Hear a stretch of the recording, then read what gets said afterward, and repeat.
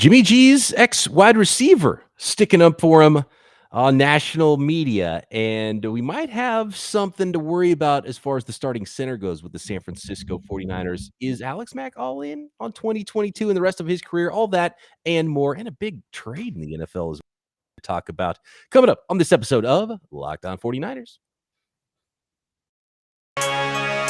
You are Locked On 49ers, your daily San Francisco 49ers podcast, part of the Locked On Podcast Network, your team every day.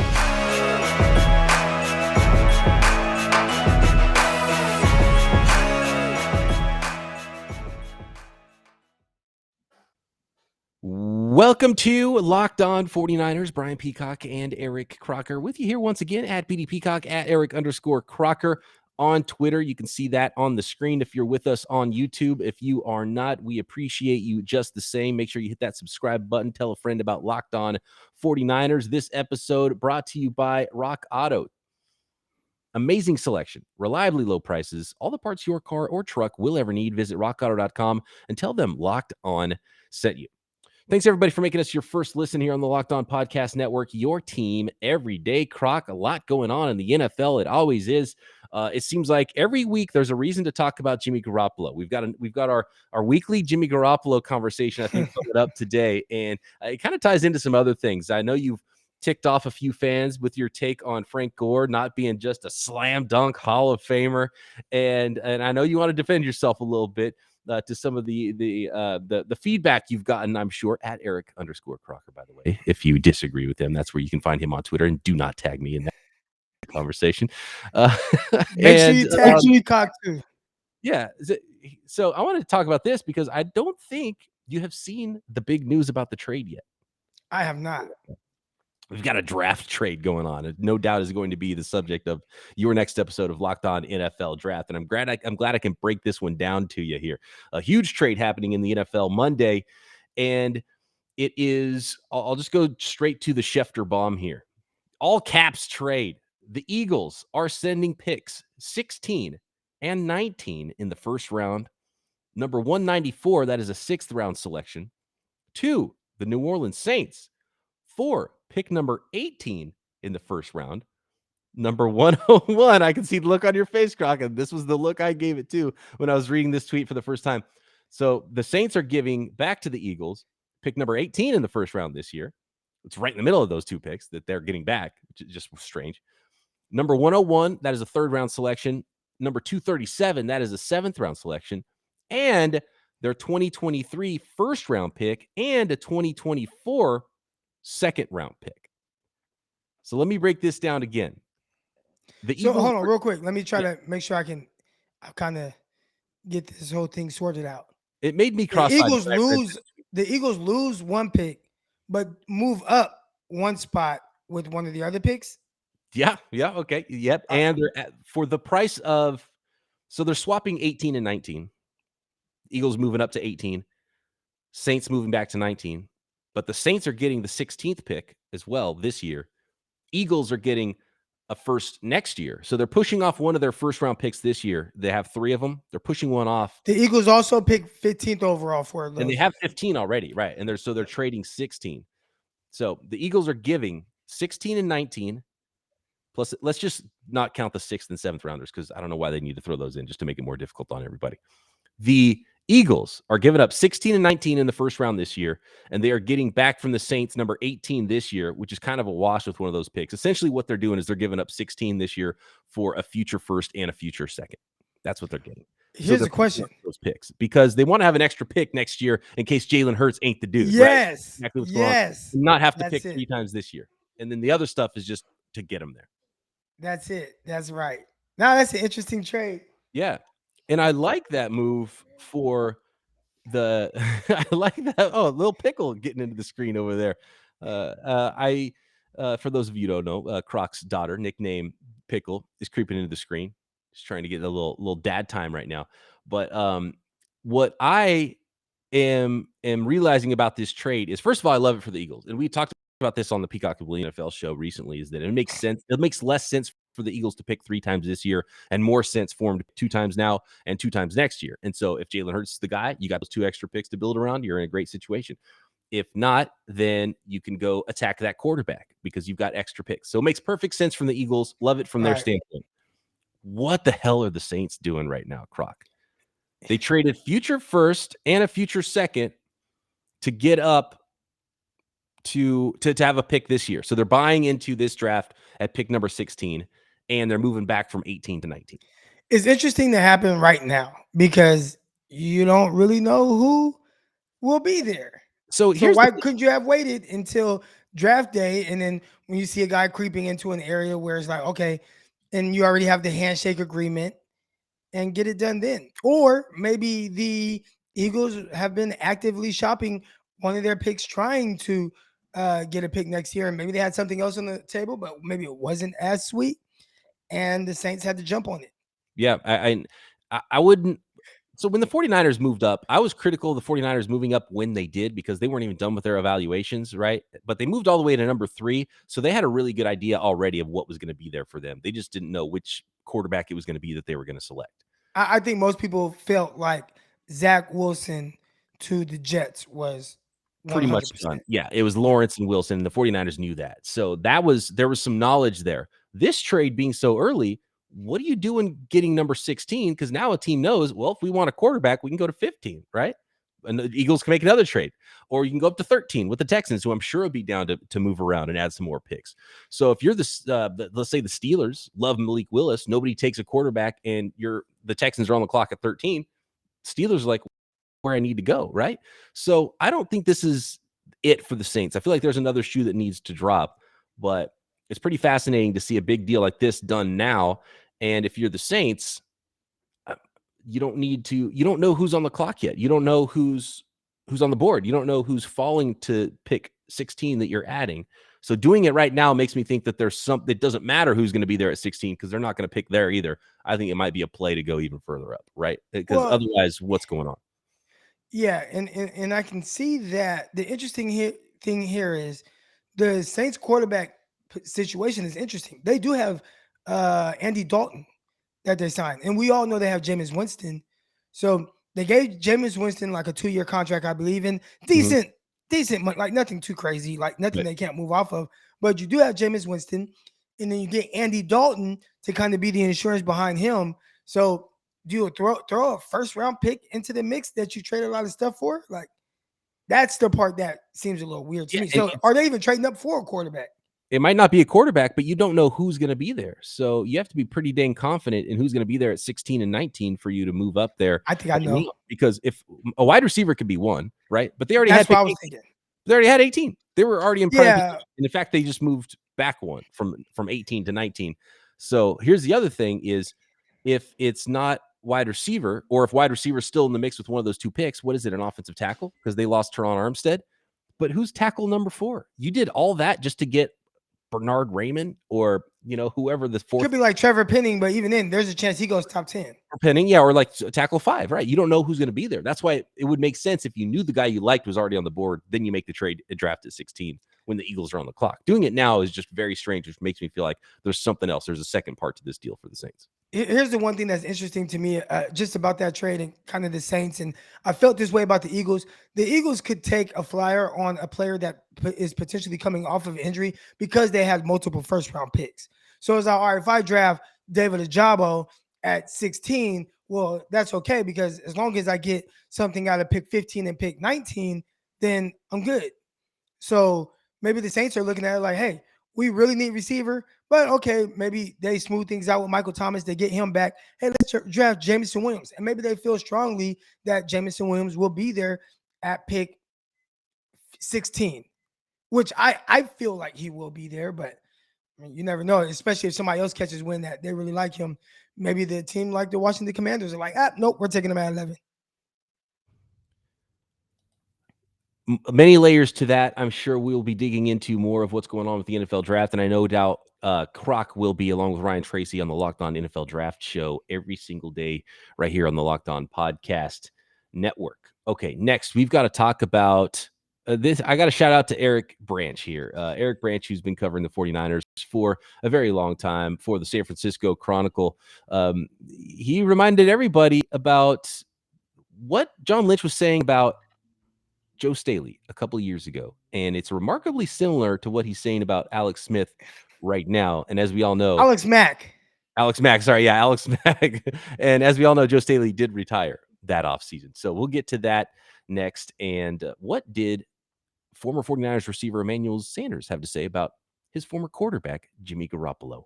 Coming up after I let the folks out there know about betonline.net, your number one source for all your betting needs and sports information this season. Find all the latest sports developments, including this week's Masters Championship odds, podcasts, and reviews for all the different leagues in action currently and to be in action in the future in 2022. Yeah, there's futures bets. There is draft props on the NFL. The NFL is not playing right now, but you can still bet on the NFL all year long. The NBA season is still going. UFC, Major League Baseball getting going as well. In fact, I've got my fantasy draft tomorrow for baseball, which I am getting somewhat excited about, trying to learn because I am just out of touch as it pertains to Major League Baseball. It's sad, to be honest with you. But BetOnline is your continued source for all sports wagering information, live betting, and esports and scores this season. Get over to the website right now or use your mobile device and learn more about the trends in action at BetOnline, where the game starts. Thanks again, everybody, for making Locked On 49ers your first listen every day. Make sure you're following Locked On NFL. Tons of draft coverage happening over there, as well as we get to, and some live coverage happening on draft evening, as well as Locked On NFL Draft. Locked On experts covering the biggest stories around the NFL every Monday through Friday in less than 30 minutes. It's free and available wherever you get your podcasts. Tell me if this sounds familiar, as relayed from the great Eric Branch of the San Francisco Chronicle. Quote, this is a quote from John Lynch. We've kept in good contact. He's working out. We're encouraged that Joe's going to be a part of us. Fast forward 2 years, talking about Alex Mack. John Lynch, quote, we've had really good communication. He's training. All signs are him being a part of us. Same words. Literally the same words. What is going on? Is Alex Mack done? He just got married in Ireland. Is this the 49ers going to swoop in and make some crazy draft day trade that we didn't know about to acquire a different center? Because this is getting a little curious here with Alex Mack, and he's not the youngest guy. And look, we drafted a center in our mock draft because looking ahead a year, but I think it changes things if you need a center today, right now, starting week 1, versus if you need a center that might start a year from now. Yeah, very interesting. It's almost like you asked, about John Lynch, and I think is John Lynch a computer? Like, is he just like have like this? How you can respond to something in the text message, but they're like these pre-written text messages. Oh, it's like autocorrect. Yeah, he's got like a no, not autocorrect, but like say if someone calls you, you can hit a button to where it gives like this automated like response, like call you right back or something like that. Yeah. I think he has kind of just this. Let me just hit this button. But it goes off in his brain and he spits it out of his mouth. Well, one thing we do know for sure, we can't trust it. That's for sure. Yeah, we can't trust it. I think we know that. Yeah, but very interesting. How about this one? Emmanuel Sanders on Good Morning Football on the NFL Network was asked about Jimmy Garoppolo. And look, it's a growing list. It's pretty much unanimous. Everyone who's played with Jimmy, been in the building, coaching, everyone seems to love Jimmy Garoppolo. He's not that universally, a lot of people do love Jimmy Garoppolo, but he's not that universally well loved outside the building for whatever reasons. So, Right. Half the fan base essentially, and I've seen it from both sides. I've seen it from both sides after I commented on this video of Emmanuel Sanders talking about Jimmy G. And basically the quote is, Jimmy G plays with swagger. He's a natural leader. He knows who he is. And he talked about the confidence that he gave his team and the confidence. And this is an NFL veteran. And this isn't a guy who grew up around Jimmy Garoppolo. He came in, played for the 49ers for a short time. They went to a Super Bowl that year. Jimmy famously missed him on a huge play in that Super Bowl, right? And I was kind of surprised how glowing Emmanuel Sanders was about Jimmy G. Another guy, Adrian Colbert, didn't play long with Jimmy G. Said he was the sugar that made the Kool-Aid, right? It was just, it was red water if it wasn't for Jimmy G. And it was Kool-Aid without the sugar, without Jimmy Garoppolo in the lineup. So it's really interesting. And I don't know if that means that he's got any value to anybody outside the 49ers organization, but it's just crazy that it's always consistently glowing praise about Jimmy Garoppolo, the quarterback and the locker room guy, really, from everybody he's ever played with. They love him. And I don't think that's like any small feat. I think that's a big thing for guys to back you to that extent, for guys to believe in you to that extent, right? Like I think if you are someone who aspires to be a leader, you want guys to talk about you the way that Jimmy Garoppolo gets talked about as a leader. And it's clear that that is his biggest strength. And I think it is a big thing. I think that does help win games. I think there is something to that. I think there is something to guys looking at you in the huddle and knowing, oh, I'm willing to go to war with this guy and go all out. I think all those things you have to factor it in to what Jimmy Garoppolo brings to the table. But you know one thing that guys never say about Jimmy Garoppolo? I haven't heard anyone talk about like what he actually brings on the football field. Aside from, oh, he plays with swagger. Like, all right, I played with swagger. I wasn't very good. All right, Jimmy Garoppolo, nobody ever talks about that. Like what he, oh man, like he does, he makes this throw or he does, man, when we, like, you don't hear those things. It's always leader, leader, leader. And that's awesome. But all right, like he's a great leader. What does that amount to? I think it has amounted to a good amount of wins. But at some point, you need that extra something that's going to help take you over the top. And I'm not saying he can't do it, but so far he's had a couple opportunities and he hasn't done it. And most people don't. I mean, even to just get to that point, I think that's solid. You know what I'm saying? I don't want to discount going to multiple NFC championships and the Super Bowl, but you do have a loaded roster. There are a lot of quarterbacks that wish they had the team that the 49ers have. And there are a lot of people that felt like, man, if you just had this quarterback, it would take, or there are some people in my mention saying, well, if they had Mac Jones, they would win a Super Bowl. And I think that's a little extreme, but that just shows to the extent of people thinking they're just missing a little bit more and they will be there. And I think as awesome of a leader as he is, I think he's missing that little more as a guy that can get you over the top with his ability on the field and not just the leadership. And it's funny because the things that are said about some of the other teams that switched quarterbacks this offseason, like with Wentz in Indianapolis and Baker Mayfield in Cleveland, like they're explaining the thing they need is what everyone says about Jimmy Garoppolo. But that you're right, it's not enough. That's one aspect of it, and it's really important, and I think it's super important. As long as you can do the rest of it. And Jimmy, it's not like Jimmy. I've some mentions. So people like it's you can't be down the middle with Jimmy Garoppolo, right? Because you're either a hater or you're because a Jimmy sexual. That's what they call it. Yeah, you're either a Jimmy sexual or you're a complete hater. And so some fans just give Jimmy all the credit. They want Jimmy to stick around. They hate Trey Lance. And then on the flip side, people act like Garoppolo's just trash, this garbage quarterback who shouldn't ever take the field, who's a disgrace to the sport of football, right? And it's insane how there could be that wide of a gap with people seeing the same guy when the answer is just right in the middle. And so it's pretty crazy. But I will say, when a team is evaluating, let's say, because in the landscape of who Jimmy G is right now and potentially on the trade market, definitely on the trade market. If a team wanted to go get Jimmy Garoppolo, they would probably like all of those things. And that's why they might call the 49ers and see what they're asking for him, right? But at the same time, when they are from the outside and they don't have that knowledge of Jimmy Garoppolo and they don't have that same feeling that some of the players and coaches that have been around him have, and they're evaluating Jimmy Garoppolo, they're just straight up watching the film. And the film tells a different story than just how leadery you are, right? So that's why Jimmy Garoppolo's value might feel a lot different from someone who's been in the locker room with him, been in the huddle with him, and another team that has never been in the huddle with him that's just evaluating the film and trying to figure out if he's going to be their next quarterback. Right, and I think that's the big part, right? Because again, we've talked about it. When you bring up Jimmy Garoppolo to other fan bases, it's like, oh no, like we don't want. Yeah, they don't get excited at all. I mean, there's been a couple people that I feel like it's 2 out of every 10 fans from an opposing team will be like, oh yeah, like I would love to have Jimmy Garoppolo, but it's very few. So my thing is this: why is that? Why are there so drastic difference in opinions when it comes to Jimmy Garoppolo? I still don't understand it. I feel like I'm in the middle. I feel like you're in the middle of seeing like, you know what? He's a solid quarterback. He is a solid quarterback. I think as it pertains to me kind of pushing him out the door is because you used 3 first-round picks on Trey Lance.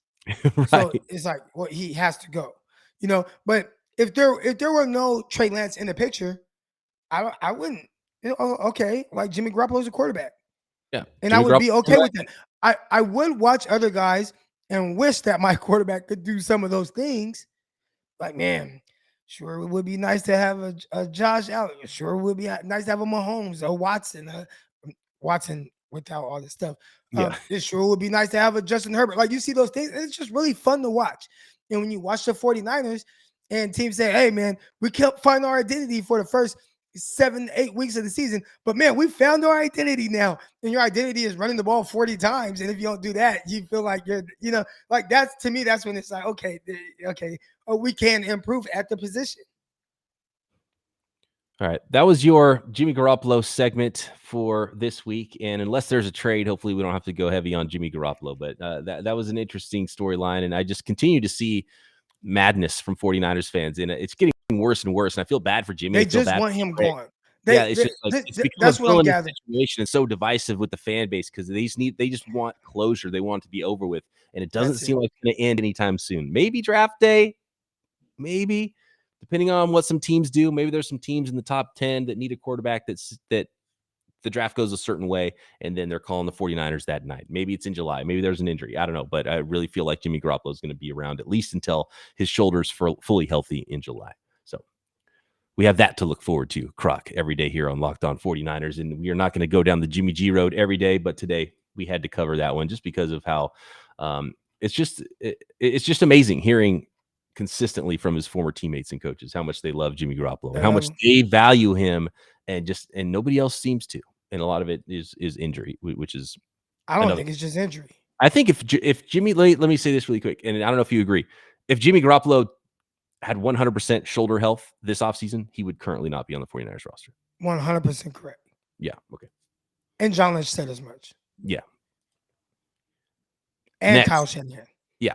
Next, I'm going to let Crock take the floor and defend himself a little bit because people, rightfully so, are coming at him for saying that Frank Gore, the beloved Frank Gore, third all-time in rushing in NFL history, not a Hall of Famer. We'll get to that after I let the folks know about Rock Auto. With the ever-increasing numbers of makes and models, it's now basically impossible for your local chain store to stock all the auto parts you need. And why would you go there first when you know that they can't stock everything you need and endure those often pointless, seemingly intimidating questions about your Odysseys and an LX or an EX, and wait while the person behind the counter looks at their little computer screen and really chooses the only brand their warehouse happens to carry, and then, oh, by the way, charges you 30, 50, 100% markup on the very same parts that you can get right in your pocket at rockauto.com.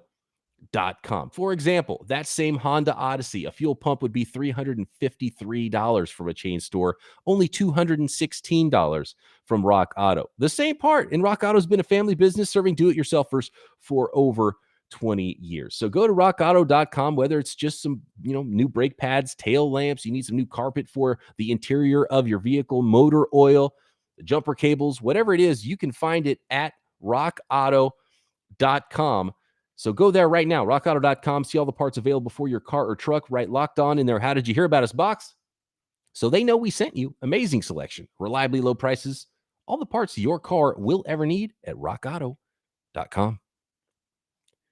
Crock, I know you got to get this off your chest because it's just some blasphemous statements on Locked On 49ers. And I cannot believe you said that Frank Gore is not a Hall of Famer. I'm gonna let you rebut the folks that came at you today, because some folks came out hard. And I know there's a lot of 49ers fans out there that were blown away to hear you say that. I do believe that he will make the Hall of Fame. Let's start by saying that. You look at everything he's done, third all time in rushing yards. He had a bunch of 1,000-yard seasons. I think it's like 11 or something like that. All amazing, right? And I think he was a terrific football player in his time. And I think he meant so much to the 49ers. There were a time, 49ers, we talked about some of the numbers. We'd say 18 passing touchdowns over an entire season with multiple quarterbacks. And, Frank Gore had to play with that a lot of times. Like, did you say 18? Was that what it was? 18? 8.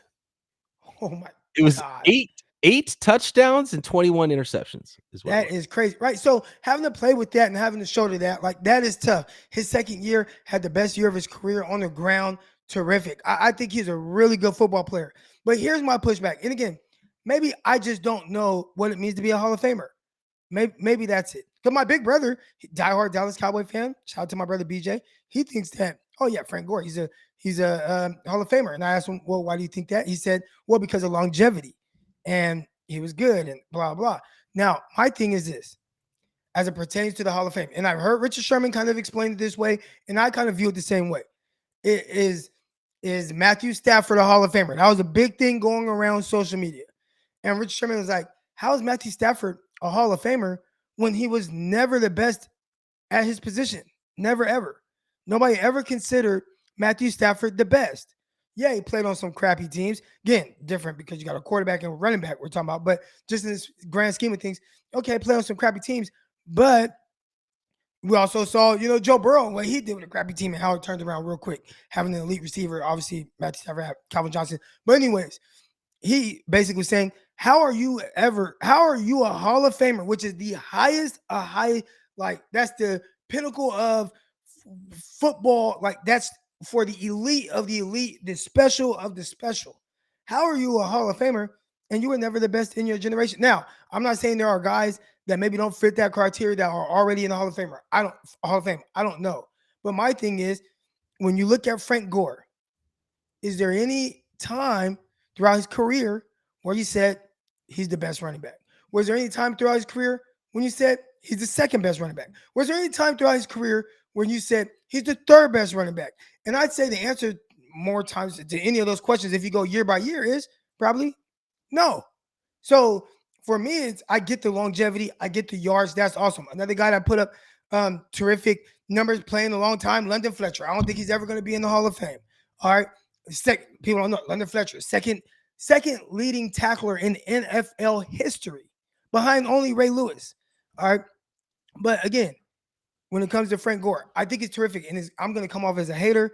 I love Frank Gore. I love the way he ran. I think he has one of the more unique and underrated run styles. I never saw him go backwards. I always felt like he's going forward. He could find the smallest of cracks and pick up 4 yards. That is something where it's like, how did he do that? And it doesn't seem like something big, but I just thought that was so amazing. There were a lot of things about his game that I thought were terrific. But even then, I just never viewed him as the best running back ever, like in any season. So that's my only argument. If you're never the best, top 3 running back ever, how are you going to get into the most prestigious thing in the NFL? I just have an issue with that. Yeah. But I love Frank Gore. I don't want to come off as if I don't like Frank Gore. Obviously, I'm just kind of defending my logic. And obviously, you have a lot of 49er fans who are really close to the situation, and they love Frank Gore. He's an amazing person, all-pro person, Hall of Fame person, Hall of Fame teammate, all those things. I just think he was a terrific football player, really good. But for me, it's like, all right, well, what's the standards of getting into the Hall of Fame? I think one of the things that would be the most interesting is to ask fan bases around the league, and 49ers fans can't vote, because that's how you know who the true Hall of Famers are, when the fan base of that player doesn't have a vote. Does everybody else say, oh, that's a Hall of Famer? And I think resoundingly, Frank Gore is like a ring of light, and 49ers fans love him. And I know he put up a ton of stats, but I think I agree with you that the bar for the Hall of Fame should probably be raised a little bit higher, because almost everyone gets in, which is why Frank Gore's for sure getting. I think it's just an auto. Your number 3 all-time rushing yards, auto election right there. He's in. Like, Frank Gore's going to get into the Hall of Fame. But I agree with everything else you said there too. Is it's more about, if you ask fans around the league, Frank Gore Hall of Famer. Don't look at the stats. Don't look at anything, because you feel a Hall of Famer, right? Like Bo Jackson's a Hall of Famer, and he doesn't have squat for stats, right? Because he didn't play long enough, but just the impact that he had. I would even say line up behind Roger Craig. Roger Craig in the Hall first, the first ever 1,000-yard receiver, 1,000-yard rusher, unique player, right? But he doesn't have the stats, and he's never going to get in. So Frank Gore is a really good player and played well for a really long time. And I think he did enough to have a lifetime achievement award of have the rushing yards. And when you go that high on the rushing yards list all time, you're going to be a Hall of Famer. But I agree with the other things you said, Crock. And so the bar should be higher for Hall of Famers. if you went year by year, like throughout his entire career, and you listed the top 5 running backs, and you had people vote on who was the best, he might finish last in the voting each time.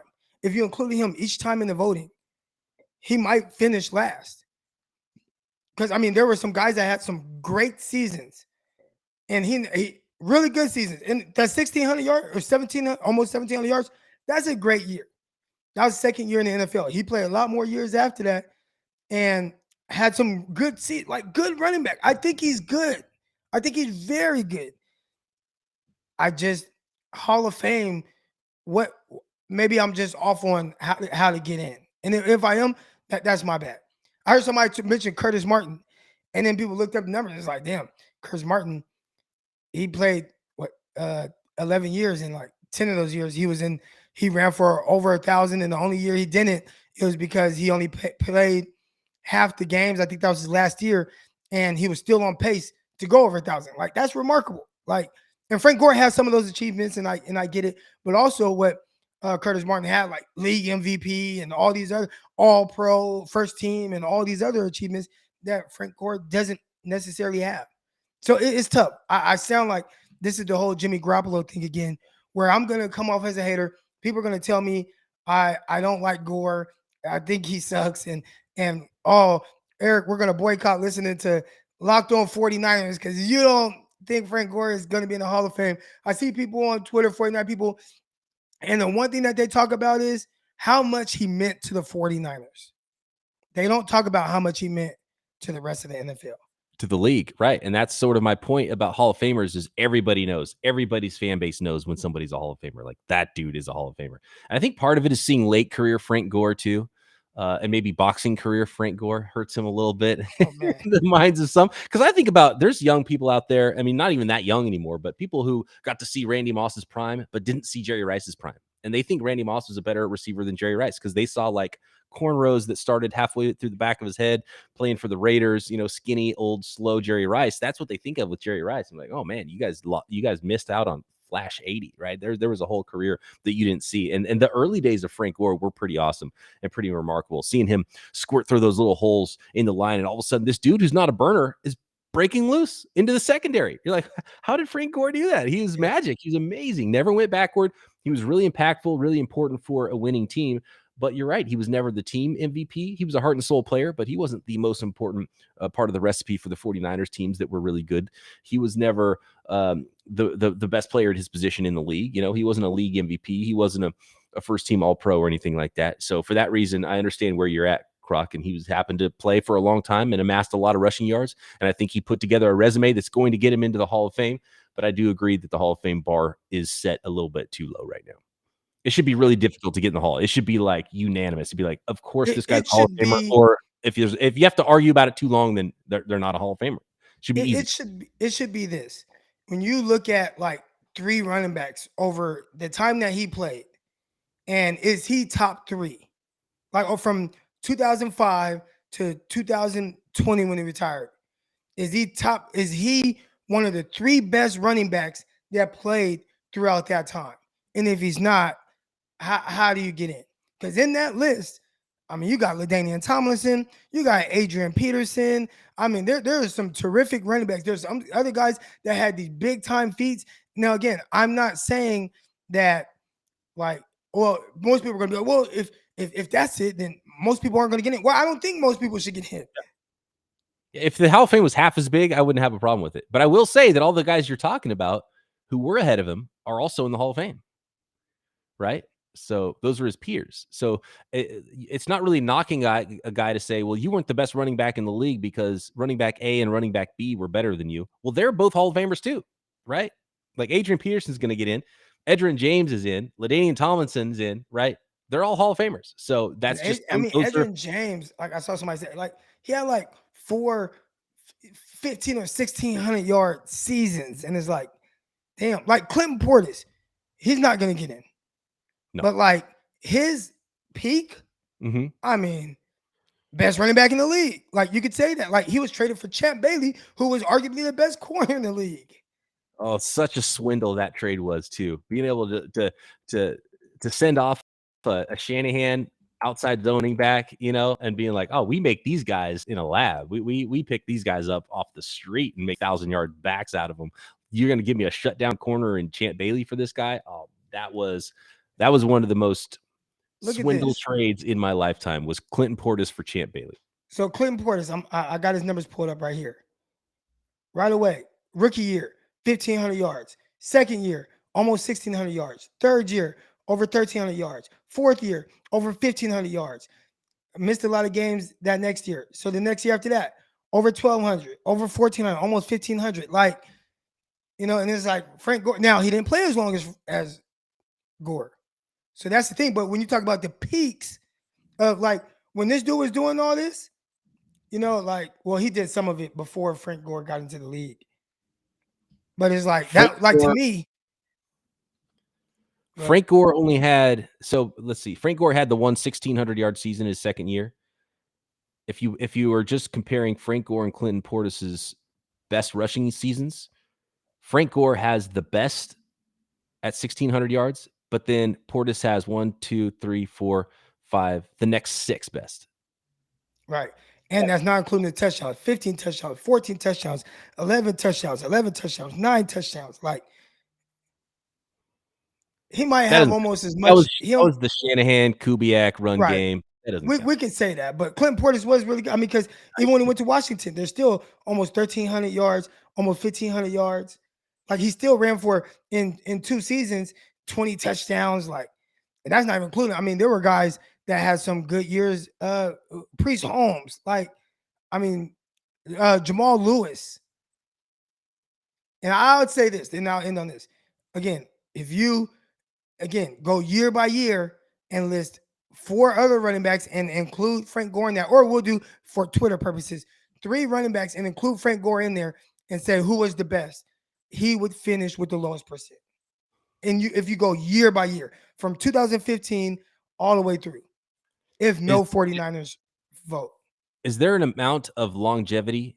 Is there an amount of career rushing yards that a player could attain that you would be like, oh, that's a no doubt Hall of Famer right there? Like, let's say Frank Gore played 4 more seasons and had the same types of seasons he already had, and he was the number 1 rushing leader of all time. Is he then a Hall of Famer? He was not better player. He just did the same thing for longer. Yeah. I like him a lot. Again, I already know people already turned this off. They're like, hell no, Crock, what are you talking about? All right. No, I love Frank Gore. I got to continue to make that clear. Love Frank Gore. Love Frank Gore. I had to give you that. Y'all gonna disagree. I had to give you that opportunity to come back because some folks are mad at you, Crock. But we got to get out of here. I want to thank everybody for making us your first listen. Hit me up on Twitter at BD Peacock. You can find Crock, noted Frank Gore, and Jimmy Garoppolo hater at Eric_Crocker on Twitter. Find him on Locked On NFL Draft as well. No doubt breaking down the latest massive trade that involves a lot of draft picks between the Eagles and the Saints and everything going on in the NFL draft leading up to and after draft day. Crock and I back tomorrow. A little Winky Wednesday action right here. Locked On 49ers.